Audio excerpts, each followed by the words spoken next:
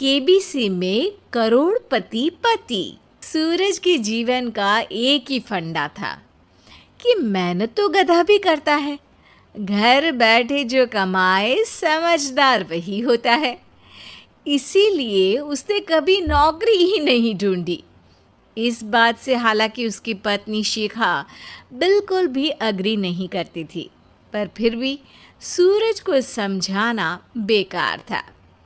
TV में कैसे बनोगे करोड़पति का ऐड देखकर उसे लगा कि बस अब तो घर बैठे ही वो करोड़पति बन सकता है, और उसके पीछे उसने अपने सारे सोर्सेस एक्टिव कर दिए। 2 हफ्ते में उसके कलीग के साले के पड़ोसी के बेटे का सोर्स निकलता है जो कि उसे शो में पहुंचा सकता है, और सूरज उससे मिलने चला जाता है। अच्छा, तो हमें मुकेश जी बता रहे थे कि आप हमें शो में पहुंचा सकते हैं। हाँ, उसमें कोई तकलीफ नहीं है। मैं कल अगर कोशिश करूँ तो इसी महीने में आपका नंबर आ जाएगा। अरे ये तो बहुत बढ़िया हो गया। अच्छा, वो सिलेबस और क्वेश्चन पेपर का कोई जुगाड़ है क्या? हैं? उसका तो कोई जुगाड़ नहीं है। तो वो वाकई में कुछ भी पूछ सकते हैं? हाँ, वो तो बच्चन जी पर है, जो पढ़ते हैं वो पूछ लेते हैं। पहली कोशिश फेल होने पर अब सूरज के सामने एक बहुत बड़ा सवाल था कि आखिर जवाब कहाँ से लाए। तब शिखा ने एक सजेशन दिया, क्यों ना सूरज अपने चचेरे भाई सुमित से मदद मांगे, जो कि यूपीएससी की तैयारी कर रहा था। हालांकि इतनी मेहनत करना सूरज को समझ में नहीं आता था, पर कोई और रास्ता ना मिलने पर वो आखिर सुमित से बात करता है। अरे सुमित, हमारा कैसे बनोगे करोड़पति के लिए सिलेक्शन होने वाला है।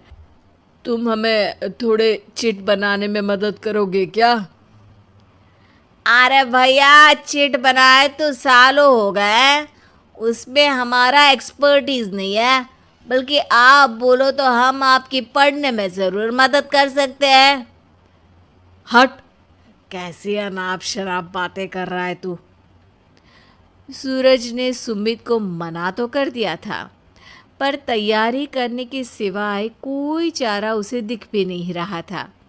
खासकर जब 12 के पेपर लीक करने के एक्सपर्ट शुक्ला जो भी हाथ जोड़ लेते हैं। आखिर सूरज को सुमित के पास जाना ही पड़ा, और उसने सुमित और शिखा से वादा किया कि वो बहुत मेहनत करेगा। 1 महीने की तैयारी के बाद फाइनल हुआ कि शो से 1 हफ्ते पहले एक ट्रायल खेला जाएगा, जहां पर सारे रिश्तेदार ऑडियंस की जगह पर होंगे और शिखा सवाल पूछेगी। दूर दराज से भी रिश्तेदार आकर हाजिर हो गए देखने कि आखिर कैसे बनेगा सुमित करोड़पति। सब कुछ सेट था, और इतने में सूरज आकर अपना स्पीच देता है। ये 1 महीना मेरे लिए आसान नहीं था, पर अपने भाई सुमित और अपनी पत्नी शिखा की मदद से मैं इतनी दूर पहुंच पाया हूँ।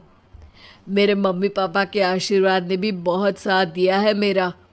मैं उम्मीद करता हूँ कि आज के शो में आप लोगों को बहुत मज़ा आएगा। साक्षी पहला सवाल पूछती है और पूरे कमरे में सन्नाटा छा जाता है। इंडिया में कितने स्टेट्स हैं? 3, सॉलिड, लिक्विड और गैस। अरे रुकिए, तो ऑप्शंस तो देने दीजिए।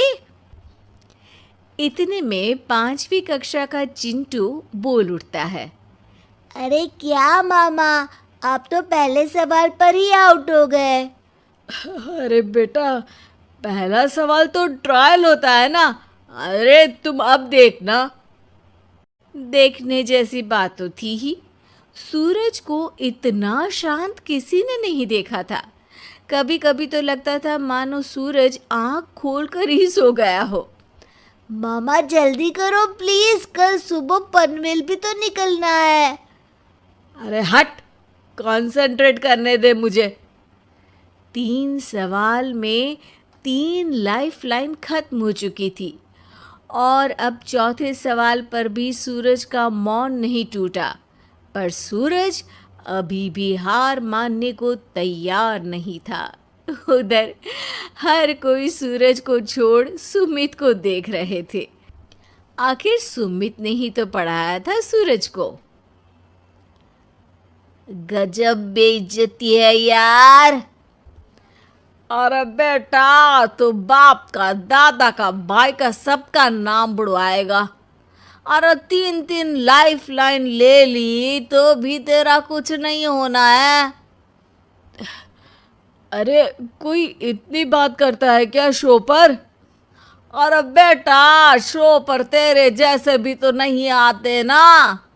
सूरज की ये जंग आखिर 1 घंटे बाद 5वें सवाल पर खत्म हो गई, जब उसने इंडिया के नेशनल बर्ड का नाम कहा, कौवा। अरे बेटा, मज़ा तो बहुत आया, बस थोड़ा टाइम पर ख़त्म होता तो आनंद भी आ जाता। ताने बारिश के बूंदों की तरह बरस रहे थे और सूरज को भी समझ आ रहा था कि ये करोड़पति बनना शायद उसके बस के बाहर की बात है। पर वो आखिर ये बात मान कैसे लेता? वो सख्त लौंडा जो ठहरा, उसने सोचा कि बेइज्जती तो हो ही चुकी है, पर अगर मैं हार नहीं मानूं तो शायद कुछ हो सकता है। शिखा, तुम देखना, असली शो में आग लगा दूंगा, आग। करोड़पति बनूंगा मैं। हाँ, सब्जियां खत्म हो गई है घर पे, ले आओ।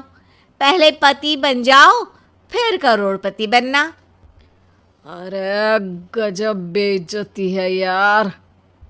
बेटा, अभी तो घर पर ही हुई है, 1 हफ्ते में तो तुम देश के सामने करवा कर आओगे। वैसे जब टीवी पर जाओ ना, तो बस अपने मम्मी का ही नाम लेना, ठीक है? कोई पूछे तो बोलना कि पापा नहीं है मेरे।